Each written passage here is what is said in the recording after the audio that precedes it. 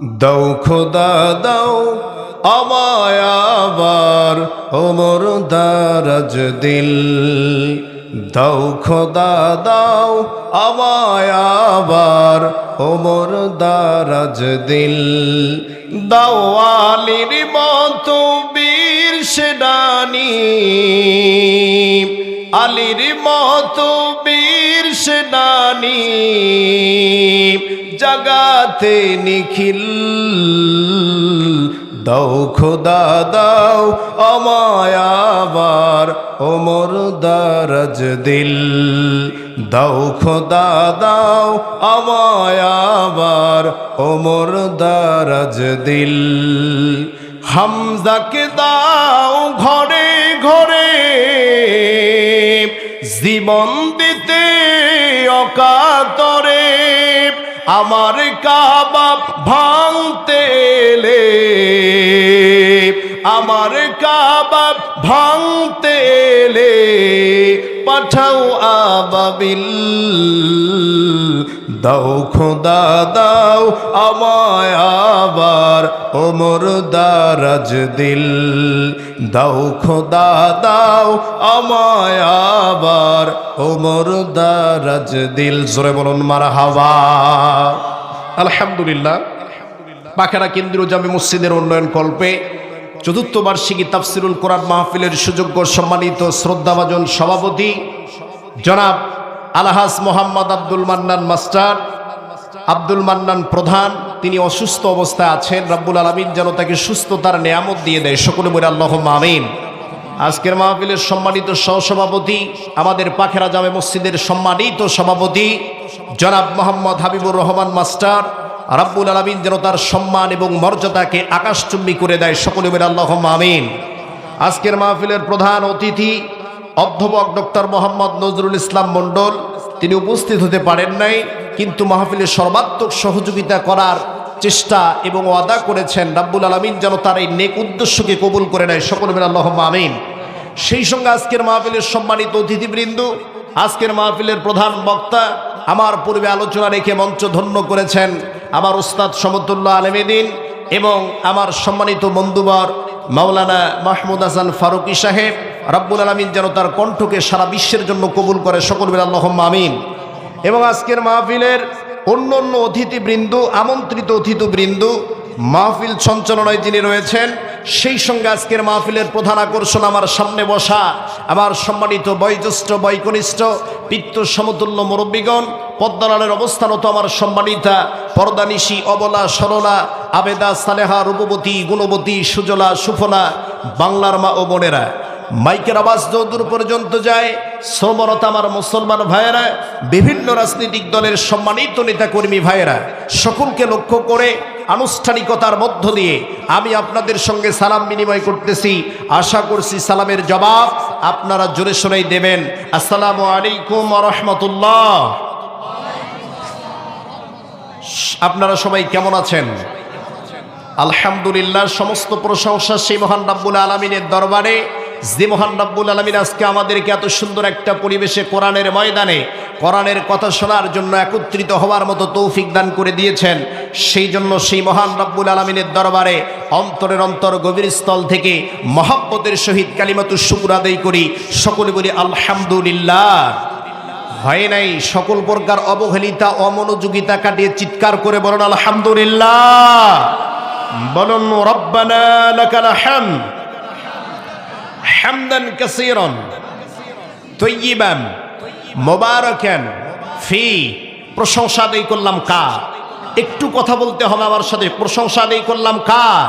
প্রশংসা আদায় করলে খুশি হন কে? সুখে থাকলে প্রশংসা আদায় করব কার? দুঃখে থাকলে প্রশংসা আদায় করব কার? সর্বাবস্থায় শুধুমাত্র একমাত্র প্রশংসা বড় মালিক কে? ওই আল্লাহর দরবারে আমরা চিৎকার করে বলুন আলহামদুলিল্লাহ।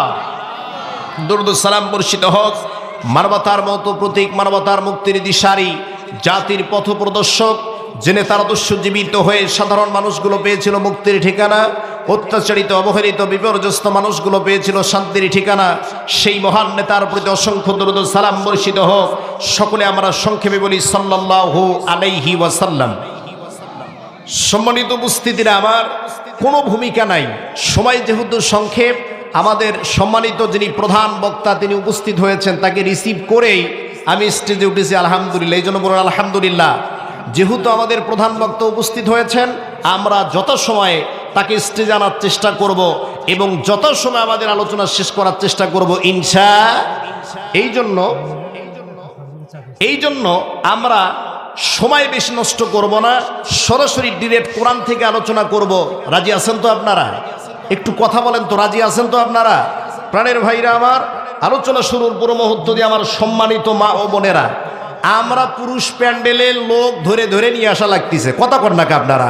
আর আমাদের মাহফিলে মহিলা প্যান্ডেলের লোকের জায়গায় হচ্ছে না। আমার সম্মানিত মা বোনেরা, আপনারা যারা প্রথমের দিকে আছেন, ওই মা বোনেরা একটা জায়গাও ফাঁকা রাখবেন না, প্রত্যেকটা জায়গা নিজ নিজ দায়িত্বে পূরণ করে নেন এবং জায়গাগুলো পূরণ করার পরে পেছনে যারা দাঁড়িয়ে আছেন তাদেরকে জায়গা বসার সুযোগ করে দেন ইনশাআল্লাহ। আসলেই মা বোনেরা ইসলাম প্রিয়, কথা বলেন ঠিক না ঠিক? এই জন্য আজকে মা বোনদের জন্য আলোচনা হবে, কথা কন নাকি আপনারা? প্রাণের ভাইরা আমার, আমি আপনাদের সামনে পবিত্র কোরআনুল কারীমের ভিতর থেকে একটা আয়াতে কারিমা, রাসূলুল্লাহ সাল্লাল্লাহু আলাইহি ওয়াসাল্লামের অসংখ্য গণিত হাদিসের মধ্য থেকে একটি হাদিস তেলাওয়াত করেছি। আলোচ্য বিষয়ের উপরে 20 থেকে 25 মিনিট আলোচনা করব এবং সেই সঙ্গে মা বোনদের জন্য আলোচনা করা দরকার। যদিও তারাই এখন সরকার, এতদিন দেশ দানাপুরে করে দিছে সরকার, আজকে ওয়াজের মাধ্যমে আমার সম্মানিত মুসল্লি মা বোনদেরকে হালকা ওয়াশ করা দরকার, কথা বলেন ঠিক না ব্যাঠি? এই জন্য মা টেনশন নেবেন না, আমি জুবায়ের বিন সাইদ কিছুক্ষণের মধ্যে আপনাদের আলোচনা করে দেব শুরু। কেন আপনারা এতদিন ছিলেন আমাদের ঘরে আর বাইরে নাটের গুরু, কথা বলেন ঠিক না ঠিক? প্রাণের ভাইরা আমার, এই জন্য আলোচ্য বিষয়ের উপরে 1 মিনিট নড়চড় হবে না। আমি আলোচনা করব, যে নিয়মে আলোচনা করি সেই নিয়মে আলোচনা হবে ইনশাআল্লাহ। তার আগে আমি আপনাদেরকে প্রশ্ন করতে চাই, আজকের মাহফিলে আসতে পেরে বসতে পেরে আপনারা খুশি না বেজার? একটু জোরে বলেন তো, খুশি না বেজার? একটু জোর দিয়ে বলেন তো, খুশি না বেজার? যদি আজকের মাহফিল আসতে পেরে বসতে পেরে খুশি হন, তাহলে মুখে হাসি নিয়ে একটা তাকবীর দান, লিল্লাহে তাকবীর, লিল্লাহে তাকবীর। তাকবীর যখন দিবেন, 2টা হাত টান টান করে উঁচু করে আল্লাহকে দেখাবেন এবং এত জোরে তাকবীর দিবেন, আপনাদের তাকবীর আওয়াজের আকার ভিতরে রামপন্থী, বামপন্থী, নাস্তিক, মুরতাদ, বেঈমান যদি থাকে, তাদের কলিজার ভিতরে যেন ভূমিকম্পের সৃষ্টি হয় এবং আপনাদের তাকবীর আওয়াজে যে মানুষগুলো এদিক সেদিক ঘোরাফেরা করতেছে, ওরা যেন মাহফিল প্যান্ডেলের মধ্যে এসে বসে পড়ে, এমন তাকবীর দেওয়ার দরকার আছে না নাই? জোরে বলেন, আছে না নাই? আপনারা বলতে পারেন, হুজুর এত জোরে তাকবীর দিয়ে আমাদের কি লাভ? রব্বুল আলামিন সূরা মুদাসসিরের ভিতরে বলেন, ওয়া রাব্বাকা ফাকাব্বির। নবী আমার, আপনি পৃথিবীর মানুষদেরকে জানায় দেন, এই পৃথিবীতে উচ্চবাদ যদি কোনো স্লোগান দিতে হয়, এই পৃথিবীতে কারো নাম নিয়ে যদি উচ্চ আওয়াজ করতে হয়, তবে সেই স্লোগান কোনো নেতার নামে হবে না, সেই স্লোগান কোনো নেত্রীর নামে হবে না, সেইটা হবে শুধুমাত্র একমাত্র আল্লাহর নামে, কথা বলেন ঠিক না ঠিক? নির্বাচন আসলে তো অনেক আমরা স্লোগান দেই, আমার নেতার চরিত্র ফুলের মতো পবিত্র, নামাজ পড়ে না 1 ওয়াক্ত, গাঞ্জা টানে 5 ওয়াক্ত, আলেম ওলামাদের ব্যাপারে খুব শক্ত, কথা কন নাকি আপনারা? এমন গাঞ্জাখোর নেতার নামে স্লোগান হবে না। রব্বুল আলামিন জানিয়ে দিচ্ছেন, নবী আমার, আপনি পৃথিবীর মানুষদেরকে জানিয়ে দেন, এই পৃথিবী যদি কারো নাম নিয়ে স্লোগান দিতে হয়, তাহলে একজনের নামে দিতে হবে, তিনি কে? আরো জোরে বলেন, তিনি কে? শুধুমাত্র তাই নয়, বিজ্ঞানের যতগুলো শাখা এবং প্রশাখা আছে, এই বিজ্ঞানের শাখা প্রশাখাগুলোর মধ্যে অন্যতম শাখার নাম হলো মহাকাশ বিজ্ঞান। এ পর্যন্ত আমেরিকার নাসা বৈজ্ঞানিকেরা সুদীর্ঘকাল ধরে পুনরুক্তি রিসার্চ করার পর তারা চন্দ্র পর্যন্ত পৌঁছতে পেরেছে। ওয়াল্লাহি, আল্লাহর কসম, চন্দ্রের উপরে 1 ইঞ্চি জায়গা যেতে পারে নাই। অথচ বিশ্বনবী সহিহ তিরমিজির ভিতরে বলেন, যদি কোনো মুমিন মুসলমান মুত্তাকি ব্যক্তি এই ধরিয়ার চুলে বসে আল্লাহকে একবার আল্লাহ বলে ডাক দিতে পারে, সেই আবার শুধুমাত্র চন্দ্র সূর্য নয়, নূরের পর্দা ব্ল্যাক হোল ভেদ করে আল্লাহর আরশে আজিমে পৌঁছে যায়। চিৎকার করে বলেন আল্লাহু আকবার। এই জন্য তাকবীর দেব কার নামে? ভয় আছে আপনাদের? তাকবীর দিয়ে কোনো ভয় আছে? ভয় ছিল গত 5ই আগস্টে, তাকে ভয় ছিল, কথা কন নাকি আপনারা? এখন তো মাহফিল করতে গেলে হুজুর কোন দিন ডেট করা যায়, কোন বক্তা নিয়ে আসা যায়, আর গত 5ই আগস্টে তাকে মাহফিল করতে গেলে চিন্তা ভাবনা করা লাগতো থানায় গিয়ে অনুমতি দিবে কিনা, কথা কন নাকি আপনারা?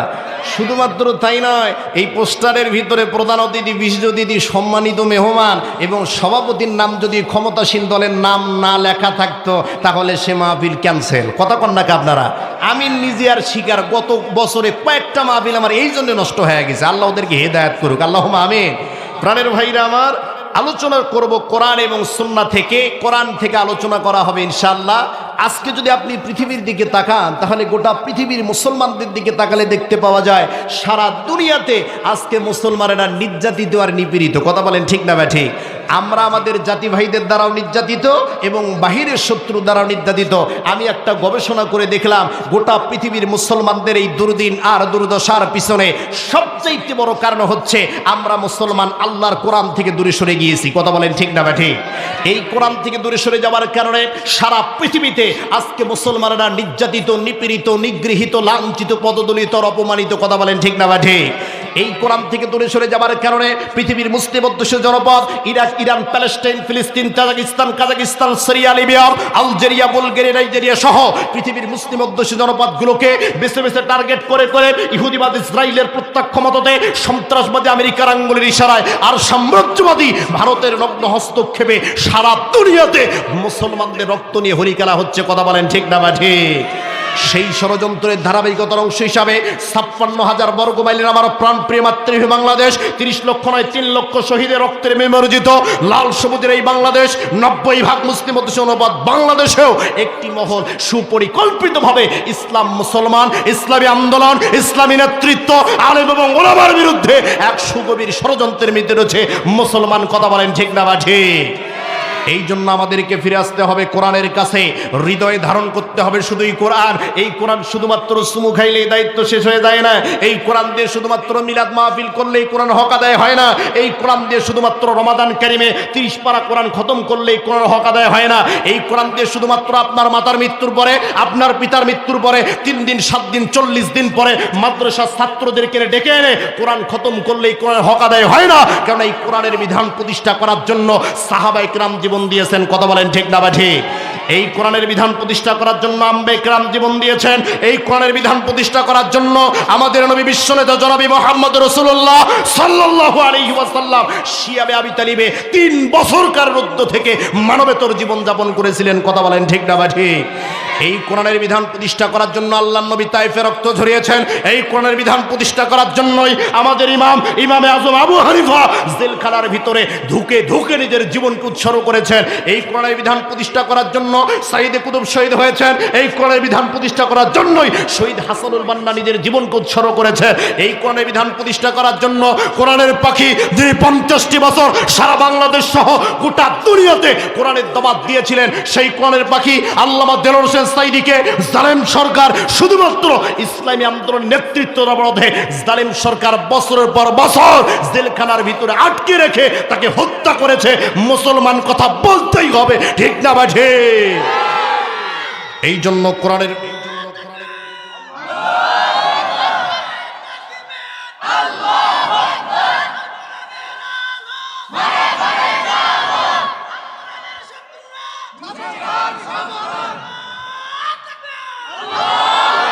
প্রাণের ভাইরা আমার, এই জন্য কোরআনের বিধান প্রতিষ্ঠা করার জন্যই আল্লাহর জন্য, আল্লাহর নবীর জন্য, আল্লাহ রাসূলের জন্য, এই দ্বীনের জন্য, কোরআনের জন্য যদি আজ আমাদের ময়দানের আকাশে রাজপথে নামতে হয়, নারে তাকবীরের স্লোগানে বাংলার আকাশ বাতাস পুরো কম্পিত করে, কারা কারা ময়দানে নামতে রাজি আছেন? 2 হাত তুলে আল্লাহকে দেখায়া দেন।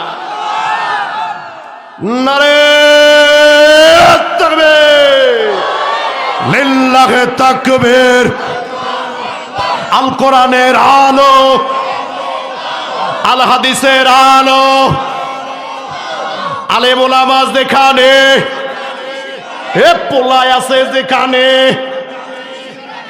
ঠিকই বলেছেন, পোলা আছে যেখানে আমরাও আছি সেখানে। কথা বলেন ঠিক না ভাই? ঠিক কথা ঠিক। কিন্তু গত কয়েকদিন আগে ফেসবুকে একটা সংবাদ দেখলাম যে ব্রাহ্মণবাড়িয়াতে এক বিয়ে বাড়িতে ঝগড়া লাগছে।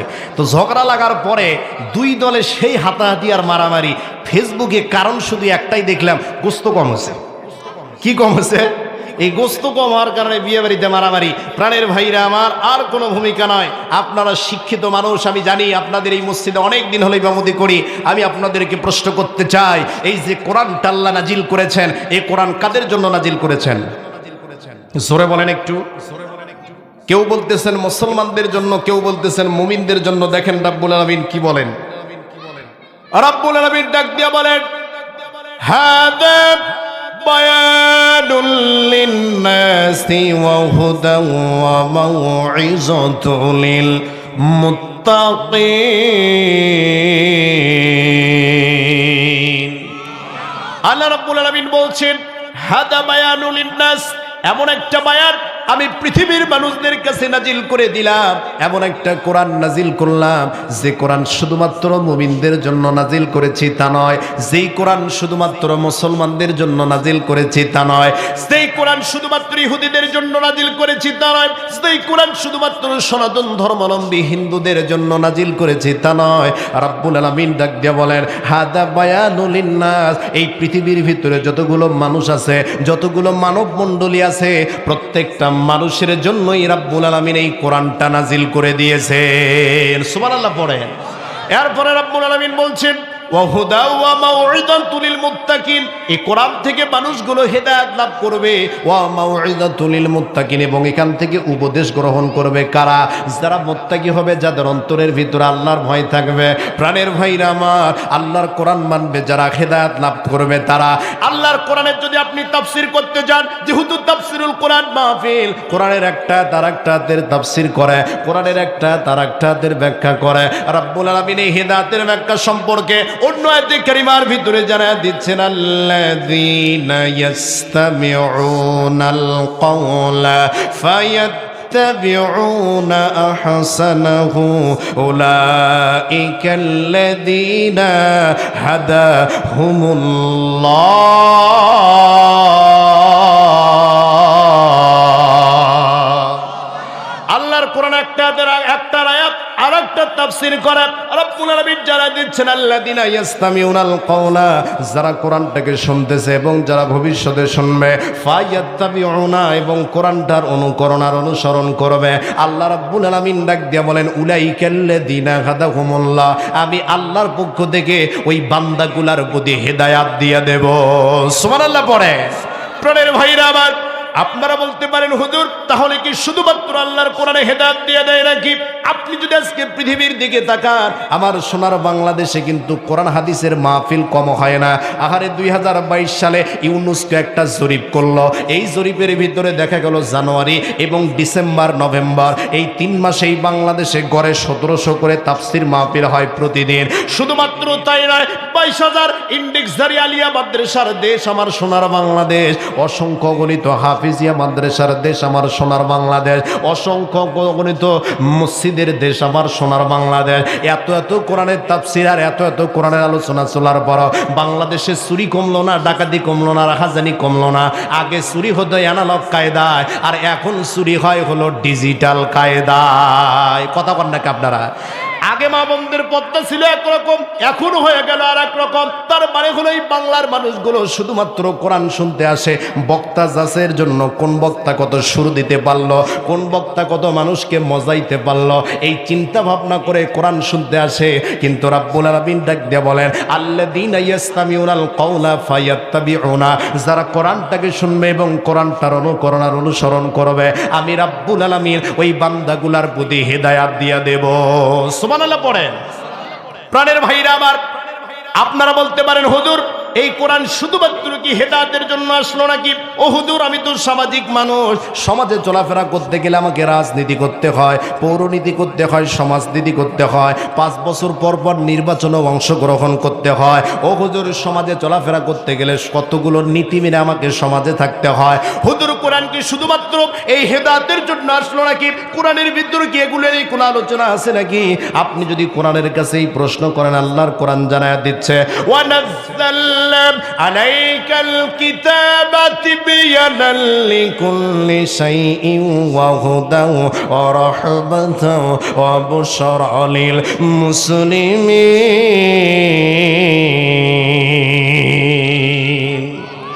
আমার ভাইরা, আপনি যদি কোরআনের কাছে জানতে চান কোরআন তোমার ভিতরে শুধুমাত্র হেদায়েতের কথা আছে নাকি, এই সমাজনীতি, রাজনীতি, পৌরনীতি আছে নাকি?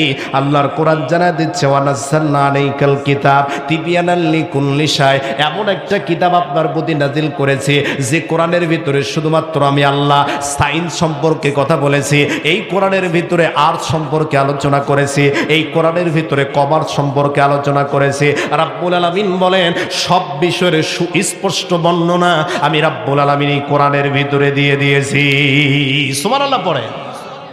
আমার ভাইয়েরা, আপনারা বলবেন হুজুর তাহলে কোরআন যেহেতু সব বিষয়ের ব্যাখ্যা দিয়ে দেয়, ও হুজুর কোরআনকে একটা প্রশ্ন করতে চাই। সেই প্রশ্ন হলো, ও কোরআন তুমি কেন পৃথিবীর বুকে আসলাই? পৃথিবীর বুকে তোমার নাজিলের কারণটা কি? এই পৃথিবীর বুকে তোমার প্রয়োজনটা কি? আপনি যদি কোরআনের কাছে এই প্রশ্ন করেন, আল্লাহর কোরআন জানা দিচ্ছে, কিতাবুন আনজালনাহু ইলাইকা লিতুখরিজান নাসা মিনাস যুলুমাতি ইলান নূর। আপনি যদি বলেন কোরআন এই পৃথিবীর বুকে তোমার প্রয়োজনটা কি, আল্লাহর কোরআন জানা দিচ্ছে, কিতাবুন আনজালনাহু ইলাইকা লিতুখরিজান নাস, এই কিতাব এই জন্য নাযিল করেছে যে মানুষগুলো পথভ্রষ্টতার দিকে চলে গেছে, যে মানুষগুলো অন্ধকারের দিকে চলে গেছে, যে মানুষগুলো আল্লাহকে ভুলে গিয়েছে, ওই অন্ধকারের মানুষগুলো যাতে আলোর দিকে আসতে পারে, ওই পথভ্রষ্টতার মানুষগুলো যাতে পথের দিশা পেতে পারে। এই জন্য ওই কোরআন ওই আলো থেকে, অন্ধকার থেকে আলোর দিকে নিয়ে আসার জন্য আমি রাব্বুল আলামিন এই গোটা কোরআনুল কারীমটা নাযিল করে দিয়েছি। সুবহানাল্লাহ পড়েন। খারাপ লাগতেছে আপনাদের? এ জোরে বলেন, খারাপ লাগতেছে? এটা তাকবীর না লিল্লাহি তাকবীর। প্রাণের ভাইরা আমার, আপনি বলবেন হুজুর তাহলে কোরআন যেহেতু সব বিষয়ের ব্যাখ্যা দিয়ে দেয়, ও হুজুর কোরআনকে একটা সমসাময়িক প্রশ্ন করতে চাই। আর সেই সমসাময়িক প্রশ্নটা হলো, বর্তমান বাংলাদেশে কিন্তু নেতা নিয়ে খুব কথা হচ্ছে। কথা বলেন ঠিক না বা ঠিক? কার হাতে ক্ষমতা দেব, কে ক্ষমতা আসবে, কার হাতে নেতৃত্ব দেব? ও হুজুর কোরআনকে একটু জানতে চাই, ও কোরআন তোমার ভিতরে কি নেতা নিয়ে কোনো আলোচনা আছে নাকি? নেতৃত্ব নিয়ে কোনো আলোচনা আছে নাকি? কার হাতে ক্ষমতা দেব এই বিষয়ে কোনো আলোচনা আছে নাকি?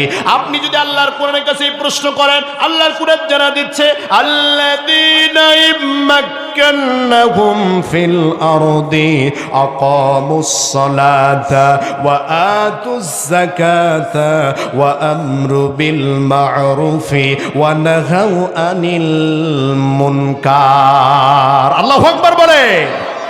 আপনি যদি বর্ণনা করেন তোমার ভিতরে কি নেতা নিয়ে কোন আলোচনা আছে নাকি, নেতৃত্ব নিয়ে কোন আলোচনা আছে নাকি, আল্লাহর কোরআন জানা দিচ্ছে, আল্লাযীনা ইম্মাক্কানাহুম ফিল আরদি, আমি যদি তাদেরকে পৃথিবীর বুকে প্রতিষ্ঠিত দান করে, তার মানে ইসলামিক নেতা যারা হবে, এই ইসলামিক নেতার বৈশিষ্ট্য হলো চারটা। কয়টা? একটু জোরে বলেন কয়টা? ইসলামিক নেতার বৈশিষ্ট্য হলো চারটা। রব্বুল আলামিন জানিয়ে দিচ্ছেন, ক্ষমতায় যাওয়ার পরে আকামুস সালাতা, তারা নামাজ প্রতিষ্ঠা করবে। 2 নাম্বার হলো ওয়া আতুজ যাকাতা, তারা যাকাত প্রদান করবে। আর বর্তমান বাংলাদেশের নেতাদের দিকে যদি আমরা তাকাই, যাকাত দেওয়া তো দূরের কথা, উল্টারও জনগণ সম্পদ তসরুফ করতে এরা ব্যস্ত ছিল। কথা কন না আপনারা? এই গত 17 বছরে উন্নয়নের নাম করে বাংলাদেশ থেকে যত টাকা বাহিরে পাচার করে দিয়েছে, উন্নয়নের নাম করে বাংলাদেশের মানুষকে সর্বস্ব করে দিয়েছে। বর্তমান সংবাদ মতে দেখা যায়, একটা পদ্মা সেতুর বিনিময়ে যে টাকা ব্যয় করেছে, যে টাকার হিসাব দেখিয়েছে, ওই একটা পদ্মা সেতুর টাকা দিয়ে বর্তমানে 3টা পদ্মা সেতু হতো। কথা কন না আপনারা? এক একটা প্রজেক্ট থেকে 1 কোটি কোটি টাকা আত্মসাৎ করেছে। এই টাকাগুলো বাংলাদেশ থেকে পাচার করে বাহিরের দেশে পাঠিয়ে দিয়ে বাংলাদেশের অর্থনৈতিক খাতকে দুর্বল করে দিয়েছে। যারা আমাদেরকে উন্নয়নের নাম দেখাতো, এই উন্নয়নের নাম দেখা বাংলাদেশের মানুষকে সর্বস্ব করে দিল।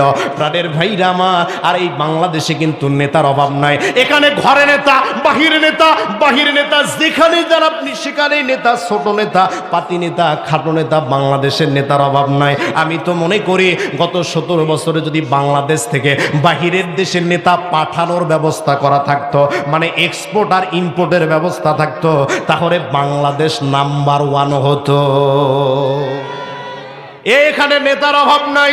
হুজুর মাহফিল করতে আসছেন আমার এলাকা, দেখে শুনে কথা বলবেন। এলাকা কিন্তু আমার নাম বলে এলাকা থরথর করে কাঁপে। এই 5ই আগস্টের পরে এলাকার কারণ হয়, এলাকা হয়ে গেছে জনগণের। কতক্ষণ না আপনারা যেখানে মাহফিল করতে যাবেন, ওই আগের বছর হুজুর আপনি আসছেন, শুধু নামাজের কথা বলবেন আর রোজার কথা বলবেন, এর বাহিরে কোনো কথা চলবে না। হুজুর মনে রাখবেন, এলাকা কিন্তু আমি কিন্তু সাংগঠনিক সহকারী সেক্রেটারি। কথা কন না আপনারা? প্রাণের ভাইরা আমার, এই নেতাদেরকে যখন 5ই আগস্ট চলে গেল, 17 বছরের ক্ষমতা যখন 17 দিনের আন্দোলনে শেষ হয়ে গেল, এই 5 বছরের এই 5ই আগস্টের পরে এই নেতাদেরকে আর খুঁজে পাওয়া যাচ্ছে না। এই নেতারা যে কই গেল, বাংলার মানুষ তাদেরকে হারিকেন লাগে আর খুঁজে পায় না। কথা কন না আপনারা? এলাকার এমপি সাহেব পালিয়ে বেড়াচ্ছ কেন? জেলার এমপি সাহেব পালিয়ে বেড়াচ্ছ কেন? শুনেছি দুদুকের খাতায় তোমার নাম, হায়রে শুনেছি দুদুকের খাতায় তোমার নাম। আগে কি সুন্দর দিন কাটাইতাম আমরা, আগে কি সুন্দর দিন কাটাইতাম। নেতা বলতেছে, খেয়াল করেন, বর্ষাকাল আইতো কি যে ভালো লাগতো, রিলিফের মাল পাইয়া আনন্দ করতাম। বর্ষাকাল আইতো কি যে ভালো লাগতো, রিলিফের মাল পাইয়া আনন্দ করতাম। কিছু মাল বিলাইয়া ভিডিও করিয়া, কিছু মাল বিলাইয়া ভিডিও করিয়া, বাকি মাল দিয়া আমার গুদাম ভরাইতাম, হায়রে বাকি মাল দিয়া আমার পেটটা ভরাইতাম। আগে কি সুন্দর দিন কাটাইতাম আমরা, আগে কি সুন্দর দিন কাটাইতাম। ঠিক জোরে বলেন ঠিক। ভোট আসে ভোট যায়, বছরটা বদলায়, আমি সরকার ঠিকই থাকি হায়। ভোট আসে ভোট যায়, বছরটা বদলায়, আমি এমপি সাহেব ঠিকই থাকি হায়। ভোটেছে দল বড়, দলেছে পেট বড়, ভোটেছে দল বড়, দলেছে পেট বড়, তাই তো এ দল ও দল ডিগবাজি খাইতাম, হায়রে তাই তো এ দল ও দল ডিগবাজি খাইতাম। আগে কি সুন্দর দিন কাটাইতাম আমরা, আগে কি সুন্দর দিন কাটাইতাম। মুসলমান আওয়াজ দিয়ে কথা বলেন, ঠিক না বা ঠিক? আলোচনা কি আর 10 মিনিট চলবে? জোরে বলেন চলবে? প্রাণের ভাইরা আমার খেয়াল করেন, তাহলে এই কোরআনের ভিতরে রব্বুল আলামিন তার বৈশিষ্ট্য জানায়া দিলেন। আকামুস সালাত, প্রথম বৈশিষ্ট্য হলো তারা ক্ষমতায় যাবার পরে নামাজ প্রতিষ্ঠা করবে। 2 নাম্বার হলো ওয়া আতুজ যাকাতা, যাকাত প্রদান করবে। এই বাংলাদেশে আজকে স্বাধীনতার বয়স পেরিয়ে 54 বছরে পদার্পণ করলাম। বাংলাদেশে চুরি কমলো না, ডাকাতি কমলো না, রাখাজানি কমলো না, আহারে খুন কমলো না, ধর্ষণ কমলো না। এই বাংলাদেশে এই যে 54 বছরে বাংলাদেশে এগুলো কমাতে পারলো না। এই বাংলাদেশে শুধুমাত্র একটা জিনার বিচার, যদি এই জিনার বিচার যদি বাইতুল মুকাররমের সামনে করা হতো, একটা চুরির বিচার যদি বাইতুল মুকাররমের সামনে করা হতো, আর এই বিচারটা যদি সারা বাংলাদেশের মানুষকে দেখানো হতো, 54 বছর লাগতো না চুরি কমাতে। এই একটা বিচার কার্যকর করলে 54 মিনিটে সারা বাংলাদেশে চুরি আর ধর্ষণ বন্ধ হতো। আমার ভাইয়েরা, তাহলে 3 নম্বর বৈশিষ্ট্য হলো ওয়া আমরু বিল মা'রুফি, ক্ষমতায় যাওয়ার পরে তারা মানুষদেরকে ভালো কাজ করার জন্য বলবে। 4 নম্বর হলো ওয়া নাহা আনিল মুনকার, এবং 4 নম্বর বৈশিষ্ট্য হলো তারা মানুষদেরকে অন্যায় আর অশ্লীল কাজ থেকে বিরত রাখার চেষ্টা করবে। প্রাণের ভাইরা আমার, এই যে নেতা আর ক্ষমতা, মুসলিম যারা হবে, ইসলামিক নেতা যারা হবে, এরা কখনো ক্ষমতার লোভ করবে না। বলে কেমন করে হুজুর? আল্লাহর নবী সাহাবী ছিলেন আব্দুল্লাহ বিন হুযায়ফা রাদিয়াল্লাহু তাআলা আনহু। এই আব্দুল্লাহ বিন হুযায়ফা রাদিয়াল্লাহু তাআলা আনহু আল্লাহর নবীর একজন বিশিষ্ট সাহাবী। তখন ওমর রাদিয়াল্লাহু তাআলা আনহুর শাসনকাল চলতেছিল। এই ওমর রাদিয়াল্লাহু তাআলা আনহুর শাসনকাল চলা অবস্থায় আল্লাহর নবী সাহাবী রোম সম্রাটের বিরুদ্ধে যুদ্ধ করার জন্য বের হয়েছে। যুদ্ধ করার জন্য বের হয়েছে যখন, দুর্ভাগ্যবশত মুসলমানদের 80 জন সাহাবা, 80 জন যোদ্ধা সহ আব্দুল্লাহ বিন হুযায়ফা বন্দী হয়ে গেছে। রোমরা যখন তাকে বন্দী করলেন, বন্দী করার পর যখন রোম সম্রাটের দরবারে নিয়ে যাওয়া হলো, রোম সম্রাটের দরবারে নিয়ে যাওয়ার পরে আল্লাহর নবী সাহাবী আব্দুল্লাহ বিন হুযায়ফা রাদিয়াল্লাহু তাআলা আনহুকে জেলের ভিতরে রাখা হয়েছে। রোম সম্রাটের কাছে যখন এই সংবাদ পৌঁছে গেল, এই রোম সম্রাটের যতগুলো লোক ছিল তারা মুসলমানদেরকে দেখার জন্য উৎসাহী ছিল যে মুসলমানরা কেমন করে চলাফেরা করে। আমরা শুনেছি আল্লাহর নবীর সাহাবীরা ভদ্র হয়, আমরা শুনেছি আল্লাহর নবীর সাহাবীদের মধ্যে আল্লাহর রাসূলের গুণ পাওয়া যায়। এবার যখন রোম সম্রাট শুনতে পেল মুসলমানদের 1 নয় 2 নয় 80 জন সাহাবীকে বন্দী করা হয়েছে, এই বন্দী সাহাবীগুলোকে দেখার দেখার জন্য রোম সম্রাট ডাক দিয়ে বলতেছেন, তাড়াতাড়ি ওদেরকে আমার সামনে নিয়ে আসা। প্রাণের ভাইরা আমার, এই সাহাবীগুলোর নেতা আব্দুল্লাহ বিন হুযায়ফা রাদিয়াল্লাহু তাআলা আনহুকে বন্দী অবস্থায় যখন রোম সম্রাটের দরবারে নিয়ে আসলো, এই রোম সম্রাট আব্দুল্লাহ বিন হুযায়ফাকে দেখে, তার সুন্দর চেহারা দেখে, চালচলন কথাবার্তা দেখে ডাক দিয়ে বলতেছেন, আব্দুল্লাহ বিন হুযায়ফা রে, তুমি আল্লাহর নবীর সাহাবে আমাদের হাতে বন্দী হয়েছ। ও আব্দুল্লাহ বিন হুযায়ফা, আমি তোমার চেহারা দেখতে পেয়েছি, তোমার যে চেহারা, শুরু কথাবার্তা আর তোমার চালচলন দেখে আমার অনেক ভালো লেগে গিয়েছে। ও আব্দুল্লাহ বিন হুযায়ফা রে, আমি তোমার কাছে একটা প্রস্তাব দিতে চাই। সেই প্রস্তাবটা হলো, আমার একটা সুন্দরী মেয়ে আছে, কন্যা আছে, যে মেয়েটার এখনো বিয়ে হয় নাই। ও আব্দুল্লাহ বিন হুযায়ফা, আমি আমার মেয়েকে তোমার সঙ্গে বিয়ে দিতে চাই। শুধুমাত্র বিয়ে দেব তা নয়, আমার যে রোম সম্রাটের অর্ধেক রাজত্ব আছে, অর্ধেক রাজত্ব তোমাকে দান করে দেব। এই প্রস্তাব যখন যুবক সাহাবী আব্দুল্লাহ বিন হুযায়ফা রাদিয়াল্লাহু তাআলা আনহুর কাছে উপস্থাপন করা হয়েছে, এবার আব্দুল্লাহ বিন হুযায়ফা বলতেছেন, তার বিনিময়ে কি করতে হবে? এবার ডাক দিয়ে বলেন, রোম সম্রাট, তার বিনিময়ে কিছুই করতে হবে না, শুধুমাত্র একমাত্র তুমি যে ইসলাম ধর্ম গ্রহণ করেছ, তুমি যে কোরআন মানো, রাসূল মানো, ওই ইসলাম ধর্ম ত্যাগ করে, মুসলমানিত্ব ত্যাগ করে শুধুমাত্র একটা বারের জন্য তুমি খ্রিস্টান ধর্ম গ্রহণ করবা। ও আব্দুল্লাহ বিন হুযায়ফা, যদি খ্রিস্টান ধর্ম গ্রহণ করতে পারো, আমি তোমাকে কথা দিলাম আমার সুন্দরী মেয়ের সঙ্গে তোমার বিয়ে দেব। শুধুমাত্র বিয়ে দেব তা নয়, তারপরে অর্ধেক রাজত্ব দান করব। এই যুবক সাহাবী আব্দুল্লাহ বিন হুযায়ফার কাছে যখন এই প্রস্তাব দিয়ে দেওয়া হয়েছে, আব্দুল্লাহ বিন হুযায়ফা আল্লাহর নবীর হাতে করা সাহাবী, মাথাটা উঁচু করে ডাক দিয়া বলতেছেন, ও রোমের সম্রাট, তুমি আমাকে প্রস্তাব দিয়েছো, যদি আমি খ্রিস্টান ধর্ম গ্রহণ করি, তাই তার বিনিময়ে তুমি আমাকে তোমার মেয়ের সঙ্গে বিয়ে দিয়ে দেবা এবং অর্ধেক রাজত্ব দান করবা। ও রোমের সম্রাট, ভালো করে শুনে রাখো, আমরা মুসলমান, আমাদের অন্তরের ভিতরে আল্লাহর কোরআন আছে, আমরা আল্লাহর রাসূলের হাতে করা সাহাবী। তোমার এই অর্ধেক রাজত্ব কেন, আর সুন্দরী মেয়ে কেন, গোটা পৃথিবী যদি আমি হুযায়ফার নামে দিয়ে দেওয়া হয়, তাহলে ইসলাম থেকে তারপরও এক চুল আমি নড়ব না। আল্লাহু আকবার বলে। এই মুসলমান কেমন ছিল, যুবকেরা কেমন ছিল, যুবক ভাইরা আমার খেয়াল করা, ওই সাহাবীর ঈমান কেমন, বিয়ে করে নাই, তার কাছে প্রস্তাব দেওয়া হয়েছে, সম্পত্তিও দিবে, মেয়েও দিবে। আর বর্তমান যুবকদের কাছে যদি কোনো মেয়ের বাবা গিয়ে বলতো, বাবা রে, তোমাকে আমার খুব পছন্দ হয়েছে, তোমাকে মেয়েও দেব, একটা গাড়িও দেব পালসার, সাথে তেল তোলারও টাকা দেব, এই প্রস্তাব যদি দিত, বর্তমান যুবকেরা লাপতে লাপতে রাজি হয়ে যেত। কথা কন্যাকে আপনারা, এরা মনে মনে চিন্তা করতো, হামকি হলু রে, কথা কন্যাকা, যে প্রস্তাব দিয়েছে মেয়েও দিবে, আবার পালসার একটা গাড়িও দিবে, শুধুমাত্র তাই নয়, গাড়ির তেল তোলার টাকাও দিবে। এই প্রস্তাব যদি বর্তমান যুবকদের কাছে দেওয়া হতো, এরা খুশি মনে রাজি হয়ে যেত।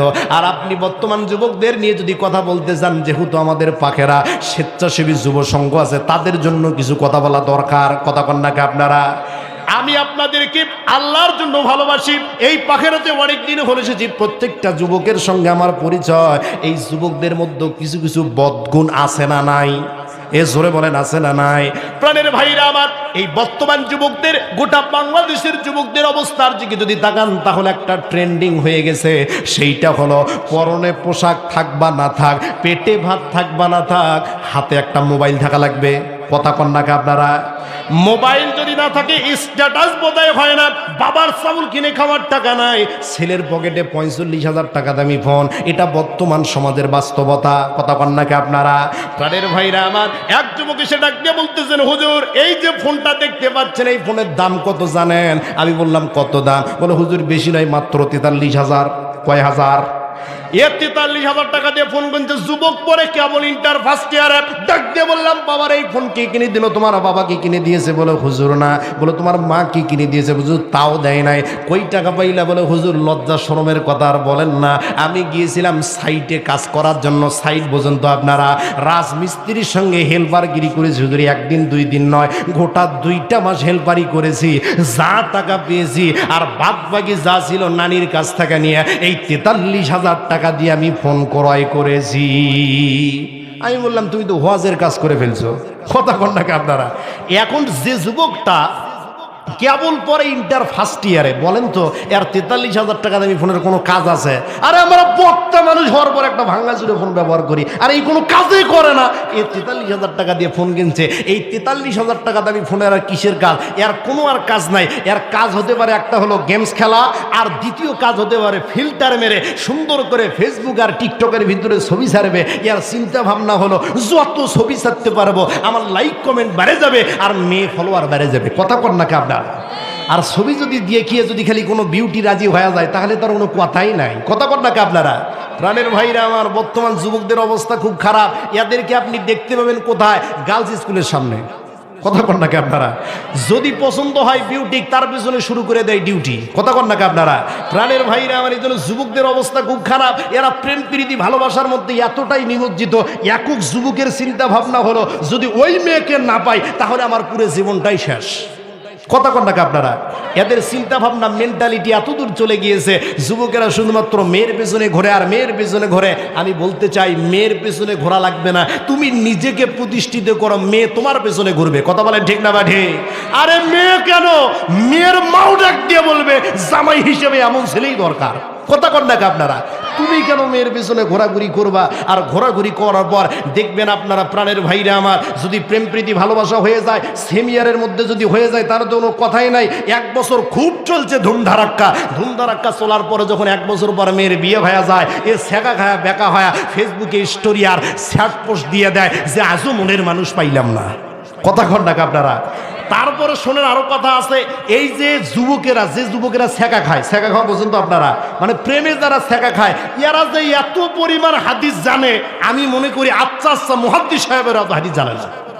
এরা এত হাদিস, এই কষ্টের হাদিসগুলো যে কেমনে খুঁজি বের করে আমি নিজেও চিন্তা করতে পারি না। সেই দিন একজন লিখছে, আমি তো তোমাকে খুঁজি না রাস্তাঘাটে, আমি তোমাকে খুঁজি কি সূরা, কি জানি একটা সূরার নাম বলছে, ওই সূরা 54 নং আয়াতে। আমি বললাম, এই বাবা বলো তো সেই সূরা 54 নং আয়াতটা কি? কয় হুজুর সেটা তো জানি না। তাহলে কেমন লিখলে? কয় হুজুর সে কথা বলেন না, সবাই লেখে তাই আমিও লিখি। প্রাণের ভাইরা আমার, এই জন্য এই কাজ করা যাবে না। আজকে একটু আগে স্ট্যাটাস দেখলাম, একজনে লিখছে যে চাইলেই যদি স্মৃতি ভুলে যাওয়া যেত তাহলে কি জানি একটা লিখছে, তাহলে মস্তিষ্কের ভিতরে সময়ে অসময়ে নিউরনেরা হরতাল শুরু করে দিত না। আমি চিন্তা করলাম, আর মাথার মধ্যে হরতাল আর ধর্মঘট চোখ দিছে, এ বাসে কেমনে? কথা কন নাকি আপনারা? মাথার ভিতরে যদি হরতাল আর ধর্মঘট চলে, বেঁচে থাকার কোনো সম্ভাবনা আছে? প্রেম প্রীতির জ্বালা মোবাইলের মেহালা, প্রেম প্রীতির জ্বালা মোবাইলের মেহালা, এখন আর চিঠি লেখা লাগে না। হায়রে, এখন আর চিঠি লেখা লাগে না। মোবাইল ফোন আসিল কি দোলাহা লাগিল, ফজরের ঘুম তো মাইয়ার ভাঙে না। হায়রে, মোবাইল ফোন আসিল কি দোলাহা লাগিল, ফজরের ঘুম তো বাবার ভাঙে না। কথা বলেন ঠিক না বা ঠিক? পোলায় সারা রাতে জাগিয়া ফোনে কথা বলিয়া, মাইয়া সারা রাতে জাগিয়া ফোনে কথা বলিয়া, পড়াশোনা মাইয়ার ভালো লাগে না। রে, পড়াশোনা বাবার ভালো লাগে না। মোবাইল ফোন আসিল কি দোলাহা লাগিল, ফজরের ঘুম তো মাইয়ার ভাঙে না। আওয়াজ দিয়ে কথা বলেন ঠিক না বা ঠিক? এই জন্য আমার পাখিরার সম্মানিত যুবক ভাইরা, এই প্রেম প্রীতি জ্বালার মধ্যে যাবা না, নাদের তুমিও শেষ, তোমার জীবনও শেষ। কথা কন নাকি আপনারা? প্রাণের ভাইরা আমার, খবরদার, আমি আপনাদেরকে বলতেছি, প্রেম প্রীতির মধ্যে যাওয়ার কোনো প্রয়োজন নাই। আপনি আপনার নিজের লাইফের দিকে তাকান, নিজেকে প্রতিষ্ঠিত করেন, ইনশাআল্লাহ যাকে আপনি টার্গেট করেছেন ওয়াস্তাইতে আপডেট ভার্সন আল্লাহ আপনাকে দিয়ে দিবে। কথা বলেন ঠিক না ভাই ঠিক? আর আমার মা বোনেরা, সম্মানিত মা বোনেরা যারা আছেন, এই যুবতী মা বোনদেরকে অবশ্যই আমি বলতে চাই যে যুবতী বোনেরা আমার আছেন, এইভাবে আপনারা ফোনের ভিতরে নিজের ছবি ছাড়বেন না। আর এই কাজগুলো হচ্ছে সবচেয়ে বড় একটা গুনাহ। কথা বলেন ঠিক না ভাই ঠিক? প্রাণের ভাইরা আমার, আলোচনায় ছিলাম আল্লাহর নবী সাহাবী আব্দুল্লাহ বিন হুযায়ফা রাদিয়াল্লাহু তাআলা আনহু ঈমানের জোর কেমন ছিল, ডাক দিয়ে বলতেছেন, এই যে পাখেরার, এই যে সম্রাটের যত সম্পত্তি আমাকে দিয়ে দাও, এরপর আমি ঈমান থেকে এক চুল নড়ব না। প্রাণের ভাইরা আমার, এই প্রস্তাব যখন প্রত্যাখ্যান করলেন, রোম সম্রাট ডাক দিয়ে বলতেছেন, তাড়াতাড়ি একটা চুলা গরম করা, ওই চুলার ভিতরে লাকড়ি নিয়ে আসুক। লাকড়ি নিয়ে আসার পরে তেল গরম করার পরে আব্দুল্লাহ বিন হুযায়ফাকে ওর মধ্যে ফেলে দিয়ে দাও। আর এই যদি প্রস্তাব আমার মেনে নেয় তাহলে আমি তাকে হত্যা করব না। প্রাণের ভাইরা আমার, এবার যখন তেল গরম করা হলো, তেল গরম করার পরে আল্লাহর নবী সাহাবী আব্দুল্লাহ বিন হুযায়ফা রাদিয়াল্লাহু তাআলা নুকে যখন নিয়ে আসা হলো, নিয়ে আসার পরে যখন তিনি দাঁড়িয়ে আছেন, ওই দাঁড়িয়ে থাকার পরে চোখ দিয়ে ধর ধর করে পানি পড়তেছে, হাউমাউ করে কান্না করতেছে। এবার এই সংবাদ যখন রোম সম্রাটের কাছে চলে গেল, রোম সম্রাট মনে মনে চিন্তা করতেছে, আরে মনে হয় হুযায়ফা মৃত্যুর ভয় পেয়েছে, আর মৃত্যুর ভয় পাওয়ার কারণে হাউমাউ করে কান্না করতেছে। প্রাণের ভাইরা আমার, এই প্রস্তাব যখন দিলেন তখন তিনি দৌড়ে আসছেন আব্দুল্লাহ বিন হুযায়ফার কাছে। আব্দুল্লাহ বিন হুযায়ফাকে ডাক দিয়ে বলেন, আব্দুল্লাহ বিন হুযায়ফা রে, যে প্রস্তাব দিয়েছিলাম তুমি কি ওই প্রস্তাবটা মেনে নিয়েছো? তোমার চোখ দিয়ে কেন পানি পড়তেছে? তুমি কি মৃত্যুর ভয় করো নাকি? আব্দুল্লাহ বিন হুযায়ফা রাদিয়াল্লাহু তাআলা ডাক দিয়ে বলতেছেন, বাদশা নামদার, আপনি ভুল ধারণার ভিতরে আছেন। আমি কান্না করতেছি এই জন্য, আমি আব্দুল্লাহ বিন হুযায়ফার একটা জীবন আল্লাহ রাস্তায় ব্যয় করতেছি। রাব্বুল আলামিন যদি আমার শরীরের ভিতরে যতগুলো পশম আছে এই পশম পরিমাণ জীবনও দান করতে, তাহলে প্রত্যেকটা জীবন আমি এমনই ভাবে আল্লাহর রাস্তায় বিলিয়ে দিতাম। আল্লাহু আকবার বলে। আমার ভাইয়েরা, এই কথা যখন তিনি শুনলেন, শোনার পরে রূপ সম্রাট লজ্জার ভিতরে পড়ে গিয়েছে। আহারে, যাকে মৃত্যুদণ্ড দেওয়ার জন্য এসেছে সে বলতেছে আরো জীবন পাইলে আল্লাহ রাস্তায় দান করবে। ডাক দিয়ে বলেন, আব্দুল্লাহ বিন হুযায়ফা রে, আমি তোমাকে ছেড়ে দেব, বিনিময়ে তোমাকে একটা কাজ করতে হবে। আল্লাহর নবী সাহাবী আব্দুল্লাহ বিন হুযায়ফা ডাক দিয়ে বলতেছেন, কি কাজ করতে হবে? রোম সম্রাট তাকে কেন ছেড়ে দিল জানার দরকার আছে না নাই? জোরে বলেন, আছে না নাই? আপনারা তো শুনবেন ইনশাআল্লাহ। অবশ্যই আমি আপনাদেরকে ঘটনা শেষ করে তারপরে স্টেজ থেকে নামবো ইনশাআল্লাহ। প্রাণের ভাইরা আমার, তার আগে আমার আলোচ্য আয়াতে কারিমা, যেহেতু তাফসীরুল কোরআন মাহফিল, আমার আলোচ্য আয়াতে কারিমা সূরা বনী ইসরাঈলের 23 নম্বর আয়াতে কারিমা আমি আপনাদের খিদমতে তেলাওয়াত করেছি। আমার সঙ্গে একটু সবাই বলুন, আউযু বিল্লাহি মিনাশ শাইতানির রাজিম, বিসমিল্লাহির রহমানির রহিম। وقضى ربك ألا تعبدوا إلا إياه وبالوالدين إحسانا।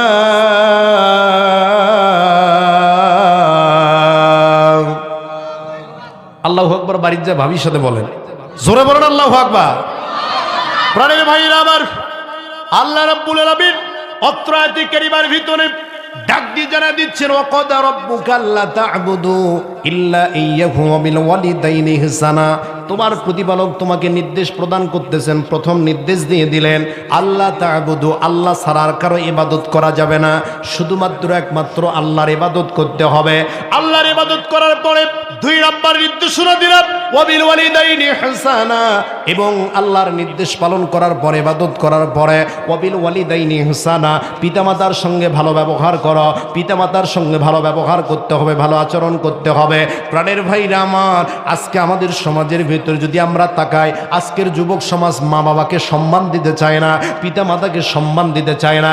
কিন্তু রব্বুল আলামিন এই পিতামাতার সম্মান কেমন করে আপনি পিতামাতাকে সম্মান দিবেন, তাদেরকে ভালোবাসবেন, মহব্বত করবেন, এই কথা রব্বুল আলামিন সূরা বনী ইসরাঈলের 23 নম্বর আয়াতে যারা দিচ্ছেন, ও দুনিয়ার মানুষেরা রে, তোমরা শুধুমাত্র একমাত্র আল্লাহর ইবাদত করবা, আল্লাহর ইবাদত করার পরে পিতামাতার সঙ্গে ভালো আচরণ করবা। এরপরে রব্বুল আলামিন বলেন, ইম্মা ইয়াবলুগান্না ইনদাকাল কিবারা আহাদুহুমা। রব্বুল আলামিন ডাক দিয়ে বলতেছেন, যদি তোমার জীবদ্দশায়, মানে তুমি জীবিত থাকা অবস্থায় তাদের একজন যদি বার্ধক্য উপনীত হয়, আও কিলাহুমা, অথবা তাদের 2 জন যদি বার্ধক্য উপনীত হয়, ফালা তাকুল্লাহুমা উফফি ওয়ালা তানহারহুমা। রব্বুল আলামিন জানায়া দিচ্ছেন, তাহলে খবরদার খবরদার এই অবস্থায় তাদের সঙ্গে উপ শব্দটাও ব্যবহার করো না। আপনারা বলবেন, হুজুর তাহলে মাতা পিতার সঙ্গে কেমন করে কথা বলবো? আল্লাহ রাব্বুল আলামিন জানায়া দিচ্ছেন, ফালা তাকুল্লাহুমা ওয়া কুল লাহুমা কাওলান কারীমা। আল্লাহু আকবার বলে। মাতা পিতার সঙ্গে ভালো ব্যবহার করতে হবে, মাতা পিতার সঙ্গে উপশব্দটা বলা যাবে না। এরপরে রব্বুল আলামিন বলছেন অকুল্লাহুমা কওলান কারীমা, তাদের সঙ্গে সম্মানজনক কথা বলো, তাদের সঙ্গে ভালোভাবে কথা বলো। প্রাণের ভাইরা আমার, আপনি যদি কোরআনের দিকে তাকান তাহলে কোরআন তা জানায়া দিচ্ছে মাতা পিতার সঙ্গে ভালো ব্যবহার করতে হবে, মাতা পিতার সঙ্গে ভালোভাবে আচরণ করতে হবে। কেননা আপনি যদি দেখেন আজকে পৃথিবীর বুকে আপনার স্ট্যাটাস রয়েছে, মানুষগুলো আপনাকে সম্মান করে, শ্রদ্ধা করে। আজকের পৃথিবীতে মানুষগুলো আপনাকে কত সম্মান আর শ্রদ্ধা করে। প্রাণের ভাইরা আমার, যাদের মাধ্যমে আপনি এই সম্মান আর শ্রদ্ধার পাত্র পেয়েছেন, যাদের মাধ্যমে রাব্বুল আলামিন আপনাকে দুনিয়াতে নিয়ে এসেছেন, এই মাধ্যমটা হচ্ছে শুধুমাত্র একমাত্র আমাদের মাতার পিতা। কথা বলেন ঠিক না ভাই? প্রাণের ভাইরা আমার, আল্লাহ রাব্বুল আলামিন এই মাতা পিতার সম্পর্কে কোরআনুল কারীমের ভিতরে জানায়া দিচ্ছেন, ও দুনিয়ার মানুষ, ইম্মা ইয়াবলুগান্না ইনদাকাল কিবারা আহাদুহুমা আও কিলাহুমা, তাদের একজন অথবা দুইজন যদি তোমার জীবিত থাকা অবস্থায় বার্ধক্য হয়, তাদের সঙ্গে খারাপ আচরণ করো না। আল্লাহর নবী সাহাবী আব্দুল্লাহ ইবনে আমর রাদিয়াল্লাহু তাআলা হতে বর্ণিত, একজন সাহাবী আল্লাহর নবীর কাছে এসে ডাক দিয়ে বলতেছেন, ইয়া রাসূলুল্লাহ, ইয়া হাবিবাল্লাহ, ও পয়গম্বর, আমি আপনার কাছে জানতে চাই। কি জানতে চাও? ডাক দিয়ে বলেন, ইয়া রাসূলুল্লাহ, এই পৃথিবীতে সবচাইতে পছন্দনীয় আমল কোনটা? কোন আমলটা আল্লাহর কাছে সবচাইতে বেশি পছন্দনীয়? আল্লাহর নবী বললেন, ও সাহাবী, সময় মতো নামাজ আদায় করতে হবে। আল্লাহু আকবার বলেন। সময় মতো নামাজ আদায় করা আল্লাহর কাছে সবচাইতে পছন্দনীয় আমল। এবার সাহাবী ডাক দিয়ে বলেন, ইয়া রাসূলুল্লাহ, তারপরে কোন আমলটা আল্লাহর কাছে পছন্দনীয়? আল্লাহ রাব্বুল আলামিনের নবী, আল্লাহর নবী, বিশ্ব নবী জনাবি মুহাম্মদ রাসূলুল্লাহ সাল্লাল্লাহু আলাইহি সাল্লাম ডাক দিয়ে বলতেছেন, দ্বিতীয় যে আমলটা, সেইটা হলো মাতা পিতার সঙ্গে ভালো ব্যবহার করা আর ভালো আচরণ করা। যদি কোনো সন্তান মাতা পিতার সঙ্গে ভালো ব্যবহার করতে পারে, ভালো আচরণ করতে পারে, আল্লাহ রাব্বুল আলামিনের কাছে এই কাজটা হচ্ছে সবচাইতে বেশি পছন্দনীয় কাজ। সুবহানাল্লাহ পড়েন।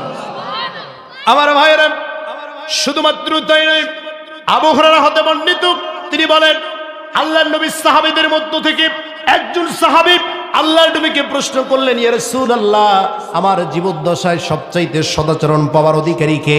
আল্লাহর নবী বললেন, ক্বালা উম্মুকা, তোমার মা। সাহাবী আবার প্রশ্ন করলেন, ইয়া রাসূলুল্লাহ, তারপর কে? তিনি বললেন, তোমার মা। সাহাবী আবার প্রশ্ন করলেন, ইয়া রাসূলুল্লাহ, তারপর কে? তিনি বললেন, তোমার মা।